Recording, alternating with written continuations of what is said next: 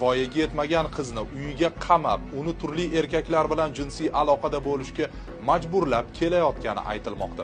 Odamlar vahshiylashib ketganmi yoki qizlar aynib ketganmi? Men bu haqida hech narsa demayman, gapirsam soatlab gapirishga to'g'ri keladi. Faqatgina ushbu holatning huquqiy tomoni haqida fikr bildiraman. Ushbu holat bo'yicha ayblanayotgan shaxs, ya'ni yuqoridagi videoda so'kinib, zo'ravonlik qilayotgan ayol qanday javobgarlikka tortilishi mumkin? O'zbekiston Respublikasi Jinoyat kodeksiga asosan fohishaxona saqlash 131-moddasi 2-qism, odam savdosi 135-moddasi 2-qism K bandi hamda 3-qism A va B bandlari va g'ayriqonuniy tarzda ozodlikni cheklash O'zbekiston Respublikasi Jinoyat kodeksining 138-moddasi.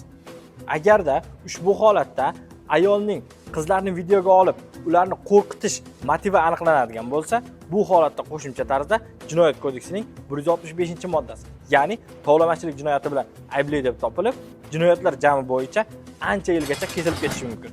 Bu bo'yicha hozirgi holat ayblanuvchi ushlangan va unga nisbatan qamoqqa olish tarzidagi ehtiyot chorasi qo'llangan va jinoyat ishi qo'zg'atilgan.